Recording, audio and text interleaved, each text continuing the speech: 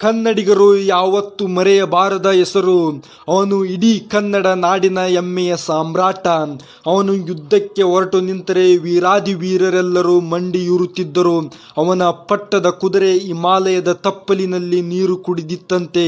ಅವನ ಯುದ್ಧಾನಿಗಳು ಮೈಗಂಟಿಕೊಂಡಿದ್ದ ಶತ್ರುವಿನ ನೆತ್ತರವನ್ನು ಗಂಗೆಯ ಶುದ್ಧಾದಿಶುದ್ಧ ನೀರಿನಲ್ಲಿ ತೊಳೆದುಕೊಂಡಿತ್ತಂತೆ. 21 ವರ್ಷಗಳ ಕಾಲ ಆಡಳಿತ ನಡೆಸಿದ ಆ ಸಾಮ್ರಾಟ ಕನ್ನಡ ನಾಡಿನ ಕೀರ್ತಿಯನ್ನು ಹಿಮಾಲಯದವರೆಗೂ ಪಸರಿಸಿ ಬಂದಿದ್ದ.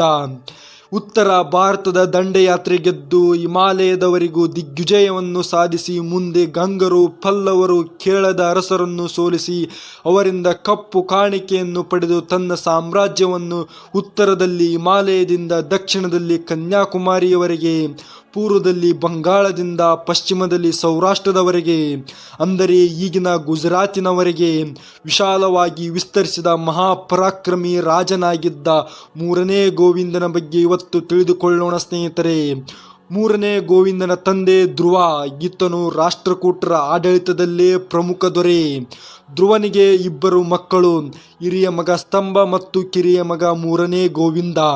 ಧ್ರುವನಿಗೆ 3ನೇ ಗೋವಿಂದನ ಮೇಲೆ ಅಪಾರವಾದ ಪ್ರೀತಿ ಮತ್ತು ಅವನ ಶೌರ್ಯ ಪ್ರಾಬಲ್ಯವನ್ನು ಕಂಡಿದ್ದಂತಹ ಧ್ರುವನು ಹಿರಿಯ ಮಗನಾದ ಸ್ತಂಭನನ್ನು ಬಿಟ್ಟು ಕಿರಿಯ ಮಗನಾದ 3ನೇ ಗೋವಿಂದನಿಗೆ ಪಟ್ಟಾಭಿಷೇಕ ಮಾಡಿದನು.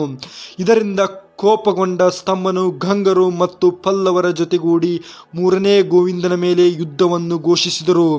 ಆದರೆ 3ನೇ ಗೋವಿಂದನು ಹೆದರದೆ ತನ್ನ ಶೌರ್ಯ ಪರಾಕ್ರಮದ ಮೂಲಕ ಗಂಗರು ಮತ್ತು ಪಲ್ಲವರನ್ನು ಬಗ್ಗು ಬಡೆದು ತನ್ನ ಅಣ್ಣನಾದ ಸ್ತಂಭನನ್ನು ಕೆಲಕಾಲ ಬಂಧನದಲ್ಲಿಟ್ಟನು. ಅನಂತರ ಅವನ ತಪ್ಪನ್ನು ಮನ್ನಿಸಿ ಗಂಗವಾಡಿಯ ಅಧಿಕಾರಿಯನ್ನಾಗಿ ಮಾಡಿದನು.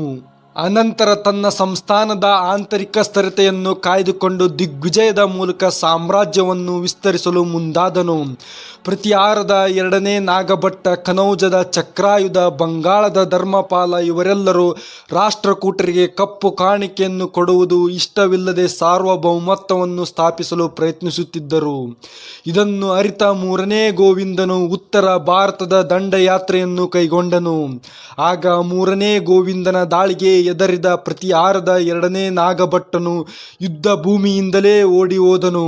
ಕನೌಜದ ಚಕ್ರಾಯುಧನು ಯುದ್ಧವನ್ನು ಬಿಟ್ಟು ಕಪ್ಪು ಕಾಣಿಕೆಯನ್ನು ಕೊಟ್ಟು ಶರಣಾದನು.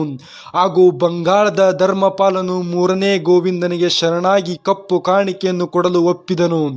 ಆನಂತರ ಹಿಮಾಲಯದವರೆಗೂ ದಂಡಯಾತ್ರೆ ಮಾಡಿ ವಿಜಯಶಾಲಿಯಾಗಿ ತನ್ನ ರಾಜ್ಯಕ್ಕೆ ಹಿಂತಿರುಗಿದನು. ಇದಕ್ಕೆ ಉಲ್ಲೇಖವಾಗುವಂತೆ 3ನೇ ಗೋವಿಂದನ ಅಶ್ವಗಳು ಹಿಮಾಲಯದ ತಪ್ಪಲಿನಲ್ಲಿ ಹರಿಯುವ ನೀರನ್ನು ಕುಡಿದವು, ಗಜಗಳು ಗಂಗಾಜಲದಲ್ಲಿ ಮಿಂದವು ಎಂದು ಅಮೋಘವರ್ಷನ ಸಂಜನಾದತ್ತಿ ಶಾಸನವು ತಿಳಿಸುತ್ತದೆ.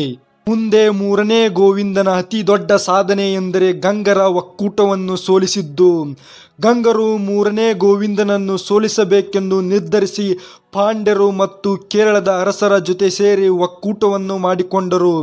ಆದರೆ 3ನೇ ಗೋವಿಂದನು ಹೆದರದೆ ಗಂಗರು, ಪಾಂಡ್ಯರು, ಕೇರಳದ ಅರಸರ ಒಕ್ಕೂಟವನ್ನು ಸೋಲಿಸಿ ಅವರ ರಾಷ್ಟ್ರ ಲಾಂಛನಗಳನ್ನು ಕಿತ್ತುಕೊಂಡನೆಂದು ಶಾಸನಗಳಲ್ಲಿ ವರ್ಣಿಸಲಾಗಿದೆ. ತದನಂತರ ಪಲ್ಲವರ ಪ್ರಸಿದ್ಧ ದೊರೆ ದಂತಿವರ್ಮನನ್ನು ಸೋಲಿಸಿ ಕಪ್ಪು ಕಾಣಿಕೆಯನ್ನು ಪಡೆದನು. ಹೀಗೆ 3ನೇ ಗೋವಿಂದ ತನ್ನ ಪರಾಕ್ರಮದಿಂದ ವಿಶಾಲವಾದ ಸಾಮ್ರಾಜ್ಯವನ್ನು ಸ್ಥಾಪಿಸಿ ಹಾಗೂ ತನ್ನ ದಿಗ್ವಿಜಯಗಳಿಂದ ಭಾರತದ ಬಹುತೇಕ ಪ್ರದೇಶಗಳನ್ನು ಗೆದ್ದುಕೊಂಡ. ಹೀಗಾಗಿ 3ನೇ ಗೋವಿಂದನಿಗೆ ಜಗತ್ತುಂಗ, ಪ್ರಬುದ್ಧ ವರ್ಷ, ಶ್ರೀವಲ್ಲಭ, ತ್ರಿಭುವನದಳ ಎಂಬ ಬಿರುದುಗಳಿದ್ದವು. ರಾಷ್ಟ್ರಕೂಟರ ಅರಸರಲ್ಲಿಯೇ ಒಬ್ಬ ಪರಾಕ್ರಮ ಅರಸನಾಗಿ 3ನೇ ಗೋವಿಂದನು ಪ್ರಸಿದ್ಧಿ ಪಡೆದಿದ್ದಾನೆ. ನಂತರ ಮಗನಾದ 1ನೇ ಅಮೋಘವರ್ಷನು ಅಧಿಕಾರಕ್ಕೆ ಬಂದನು. ತಂದೆಯು ಶೌರ್ಯ ಪರಾಕ್ರಮದಿಂದ ಜಗತ್ತನ್ನೇ ಗೆದ್ದರೆ ಮಗನು ಶಾಂತಿ ಸಹನೆಯಿಂದ ಜಗತ್ತನ್ನು ಗೆದ್ದನು. ಅಮೋಘವರ್ಷನು ಹೇಗೆ ಶಾಂತಿ ಸಹನೆಯಿಂದ ಜಗತ್ತನ್ನು ಗೆದ್ದನು ಎಂದು ಮುಂದಿನ ವಿಡಿಯೋದಲ್ಲಿ ತಿಳಿದುಕೊಳ್ಳೋಣ ಸ್ನೇಹಿತರೆ. ಈ ವಿಡಿಯೋ ನಿಮಗೆ ಇಷ್ಟವಾಗಿದ್ದರೆ ಒಂದು ಲೈಕ್ ಕೊಡಿ. ಇದೇ ರೀತಿಯ ವಿಡಿಯೋಗಳಿಗಾಗಿ ನಮ್ಮ ಚಾನಲನ್ನು ಸಬ್ಸ್ಕ್ರೈಬ್ ಮಾಡಿಕೊಳ್ಳಿ. ಪಕ್ಕದಲ್ಲಿರುವ ಬೆಲ್ ಐಕನ್ ಅನ್ನು ಒತ್ತಿ ನಿಮ್ಮ ಸ್ನೇಹಿತರಿಗೂ ತಪ್ಪದೇ ಶೇರ್ ಮಾಡಿ. ಜೈ ಹಿಂದ್, ಜೈ ಕರ್ನಾಟಕ ಮಾತೆ.